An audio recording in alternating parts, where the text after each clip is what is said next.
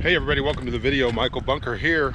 It is Tuesday before the holiday of Christmas. I don't, as you all know, don't celebrate any of your holidays really, but kind of Thanksgiving maybe, a little bit. I'll eat on Thanksgiving, but anyways, gonna do another one of these Walkabout Talkabout videos. Today we're going to talk about civilization, civility, espresso, maybe cups and saucers. Anyways, it could be a lot of stuff. The whole point of these videos is to impart wisdom and understanding, etc. Pretty windy out right now, so I may have to go find another place to record it. But that's what we're going to do today, so stay tuned.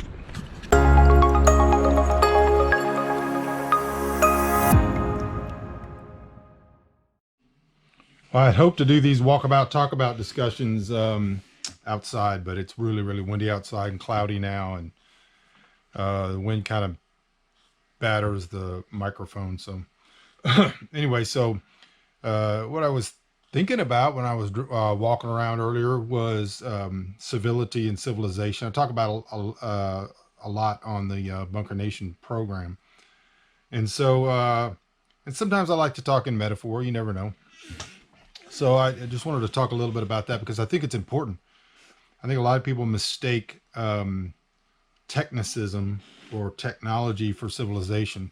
A lot of people think because I live off grid or because I use an outhouse, we don't have running water or power, that somehow we're uncivilized, when in reality, there probably are a lot of tribes around the world that are more civilized than America is today. In fact, I think there's probably a direct relation between how advanced technologically civilization has become and the degradation of that civilization.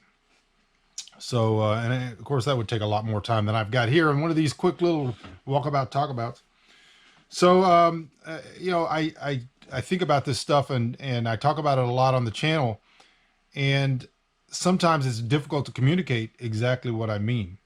Today, I was drinking a cup of espresso, and I made a cup of espresso. I do this quite often when I'm home, and it reminded me that we used to, things like, I was telling Danielle the other day, things just change. All of a sudden, like something that's always been one way just isn't that way anymore. And nobody like raises an eyebrow. Nothing, no one mentions it. When I was growing up, I was born in the late 60s, grew up in the 70s.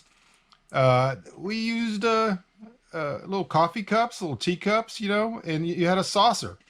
There was a saucer that went with it. And, you know, this was back in the days, you know, ladies had beehive or bouffant hairdos still. And when they set out, they had friends coming over and they were going to have tea or they were going to have coffee. They set out the coffee cups with the little saucer on there.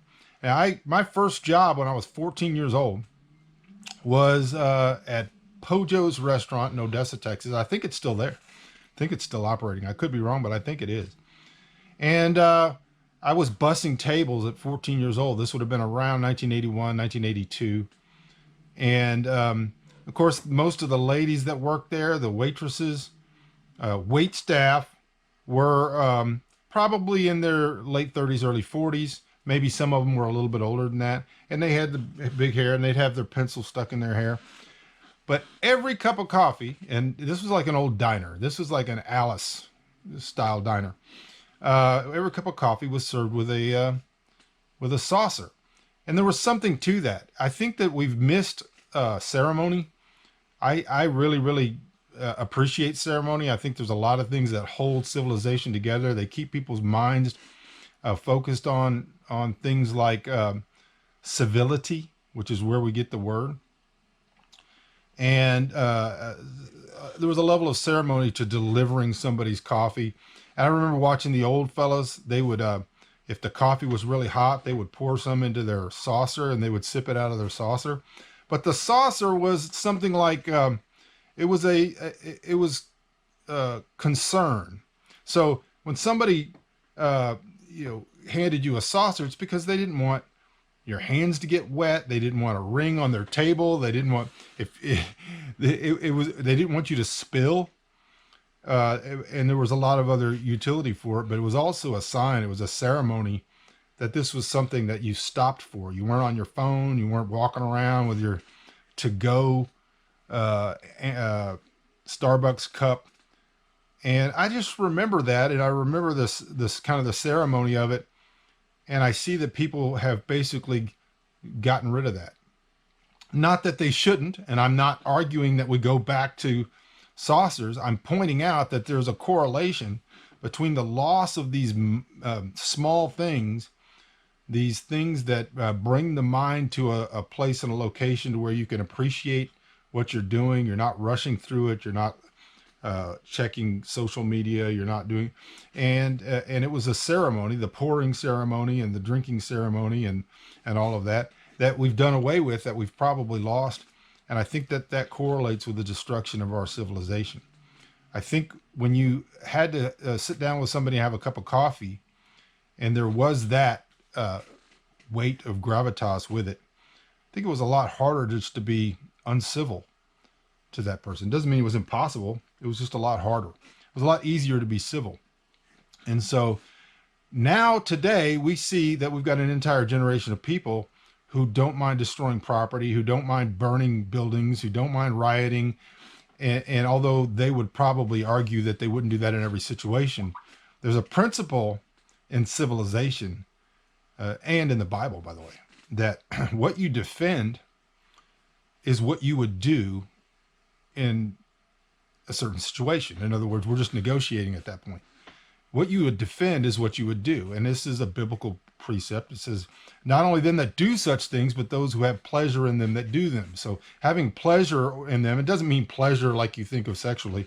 It means who agree with, who defend. What you would defend is what you would do in a certain situation, if the situation arose. People that defend rioting, they defend looting, they defend theft, they defend stealing, they defend that person, you should mark them, because that person will do violence against you if the situation is right. That person will steal from you if the situation is right. The idea that life, liberty, and property were kind of inviolate so long as somebody was at peace with you. In other words, an innocent person. So if I said to somebody, would you take away life, liberty, or property of an innocent person? If they can't unequivocally say, I would never do that, then this is not a civilized person.